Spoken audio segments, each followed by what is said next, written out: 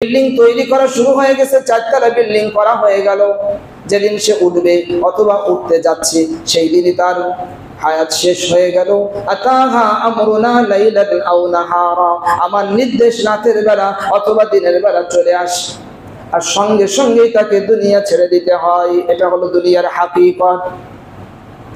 আবার যদি এমন হয় বিল্ডিং এ বসবাস করলো হয়তো 2-4 বছর পরেই তাকে দুনিয়া থেকে আউট, দুনিয়া থেকে তাকে চলে যেতে হয়।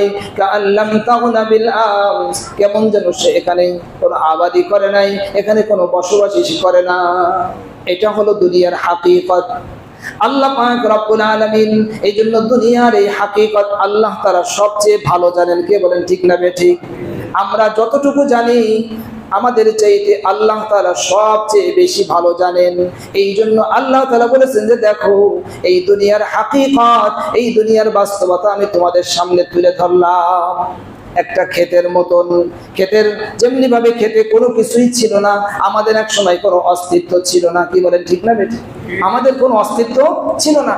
তো যত সময় আল্লাহ পাক পানি বর্ষণ না করছেন অত সময় পর্যন্ত এই জমিন থেকে কোনো ফসল হচ্ছে না, কিচ্ছু হচ্ছে না। পানি বর্ষণ হলো, ঘাস লক লক করে উঠতেছে, লাউ গাছ, তারপর আরো বিভিন্ন গাছ গাছালি সব লক লক করে উঠতেছে, আম গাছ, জাম গাছ, আরো যত গাছ গাছালি আছে সব লক লক করে উঠতেছে।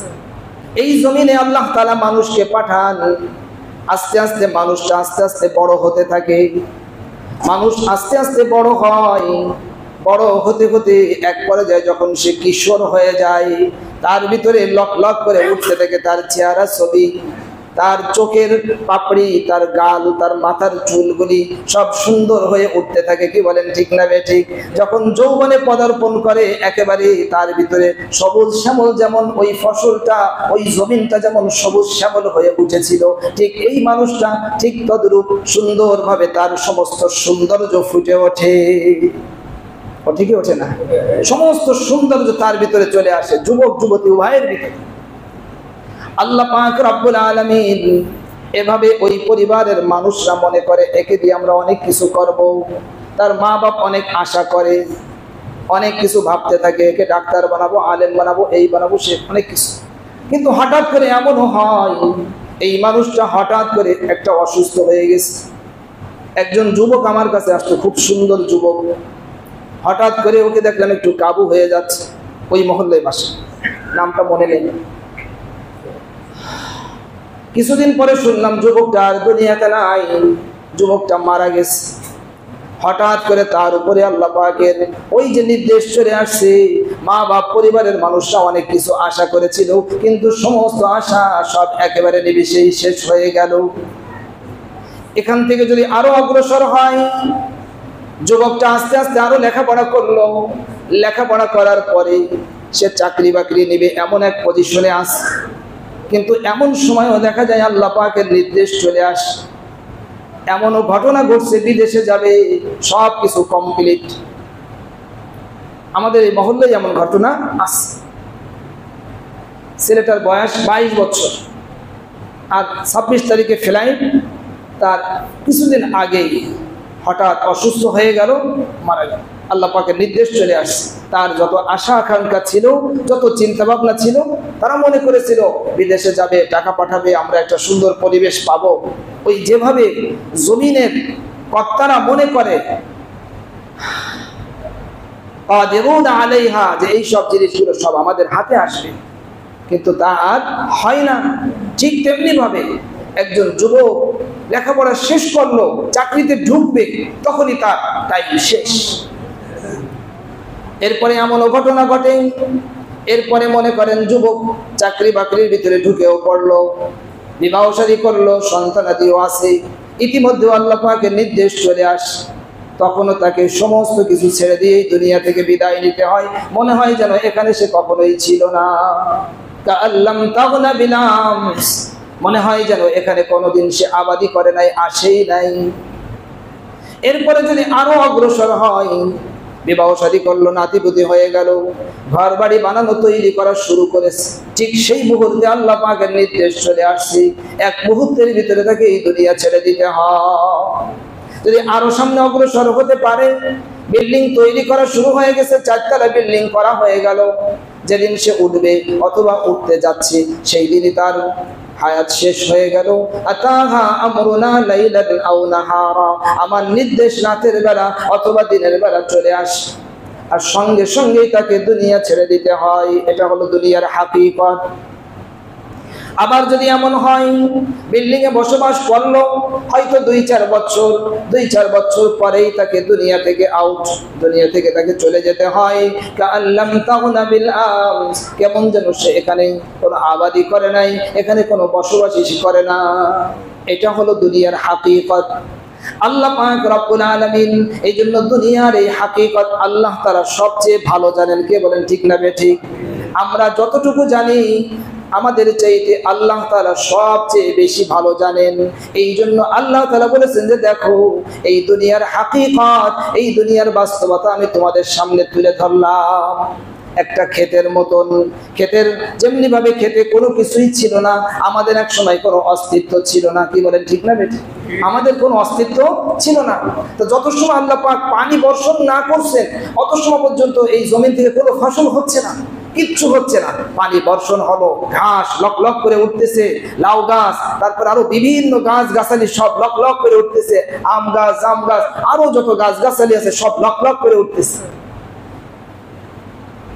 এক সময় এভাবে সবুজ শ্যামল হওয়ার পরে আবার সে যে বার্ধক্যে চলে যায়, এটাও আল্লাহ তাআলা আরেক আয়াতের ভিতরে বয়ান করেছেন। অনেক মানুষ তো যৌবনেই শেষ, অনেক মানুষ মধ্যম বয়সে শেষ, অনেক মানুষ বার্ধক্যে যায়, বার্ধক্যে যাওয়ার পরেও সেখান থেকেও তাকে শেষ হতে হয়, চলে যেতে হয়। এই জন্য এই দুনিয়ার সঙ্গে মন লাগানো যাবে না। আল্লাহ পাক রব্বুল আলামিন নিষেধ করেছেন, খবরদার তোমরা দুনিয়ার সঙ্গে মন লাগাবা না। এই দুনিয়ার ধোঁকার ভিতরে যেন তোমরা পড়ে না যাও। দুনিয়া তোমাদেরকে ধোঁকা দিতে যাবে, শয়তানও ধোঁকা দিবে, দুনিয়াও তোমাদেরকে ধোঁকা দিবে, কিন্তু খবরদার আমি আল্লাহ তোমার সবচেয়ে বেশি কাছের, আমি তোমাকে সবচেয়ে বেশি ভালোবাসি, তোমাকে মহাব্বত করে আমি আল্লাহ বানিয়েছি, আর আমি তোমার ভালো মন্দ দুটাই আমি সবচেয়ে ভালো বুঝি। আমি আল্লাহ তোমাকে বলতেছি খবরদার খবরদার তুমি এইটা গ্রহণ করবা না। আল্লাহ পাক রব্বুল আলামিন কালামে পাকের ভিতরে জানাই দিয়েছেন, কেউ যদি দুনিয়াকে গ্রহণ করে, শুধু দুনিয়া চায়, তাহলে তার পরিণতি কি হবে দেখেন। আল্লাহ তাআলা কালামে পাকের ভিতরে সূরা হুদের ভিতরে বলে দিয়েছেন, মান কানা ইউরিদুল হায়াতাদ দুনিয়া ওয়া যিনাতাহা নুওয়াফি ইলাইহিম আ'মালাহুম ফিহা ওয়া হুম ফিহা লা ইউবখাসুন উলাইকা আল্লাযীনা লাইসা লাহুম ফিল আখিরাতি ইল্লান নার ওয়া হাবিতা মা সানাউ ফিহা ওয়া বাতিলুম মা কানু ইয়ামালুন। যারা দুনিয়া এবং দুনিয়ার চাকচিক্য কামনা করে, দুনিয়া চাই, কি চাই ভাই সবাই ভালো করে একটু বলেন। যারা দুনিয়া চায়, দুনিয়ার চাকচিক্য চায়, দুনিয়ায় কিভাবে আমি বড় হতে পারি, দুনিয়ায় কিভাবে আমার আভিজাত্য হবে, দুনিয়ায় কিভাবে আমার সম্মান হবে, দুনিয়া দুনিয়া দুনিয়া। কোরআন শরীফের আয়াত, সূরা হুদের আয়াত 12 নম্বর পারার 2 নম্বর পৃষ্ঠার মাঝখানের আয়াত। যারা দুনিয়া কামনা করে, দুনিয়ার চাকচিক্য চায়, আল্লাহ তাআলা বলেন নুওয়াফি ইলাইহিম আ'মালাহুম ফিহা ওয়া হুম ফিহা লা ইউবখাসুন। আমি আল্লাহ তাদেরকে দুনিয়াতে দিয়ে দিব, তাদেরকে কোনো কম করব না।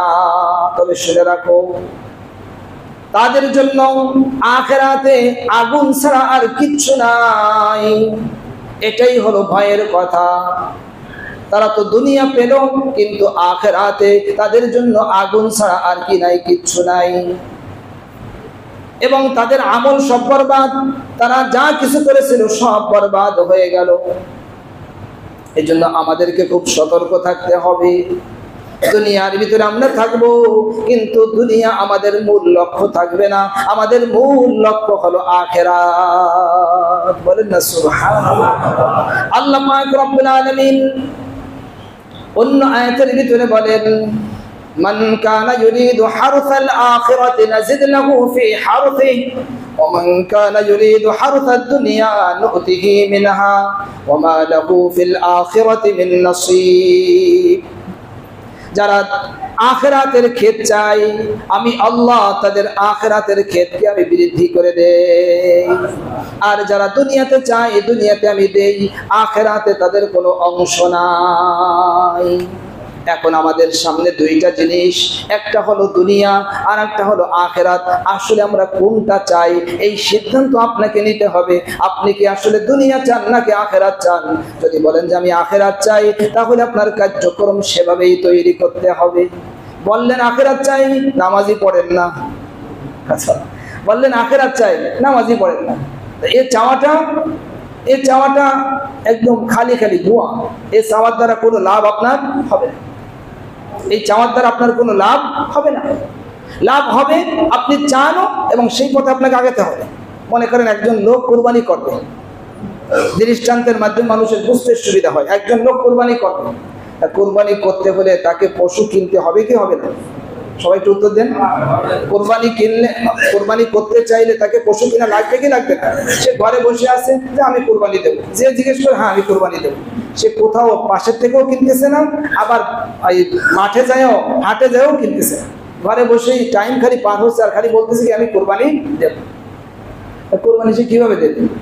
কোরবানি দিতে হলে পশুটা কিনতে হবে। সে ঘরের থেকে কিনুক, মোবাইল করে কিনুক, আর বাজারে যেয়ে কিনুক, যেভাবে তাকে কিনতে হবে। কি বলেন ঠিক না?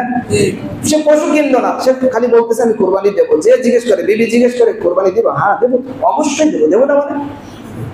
তা তুমি তো পশু কিনতেছো না। আর পশু না কিনলে তাদের কি হয়েছে?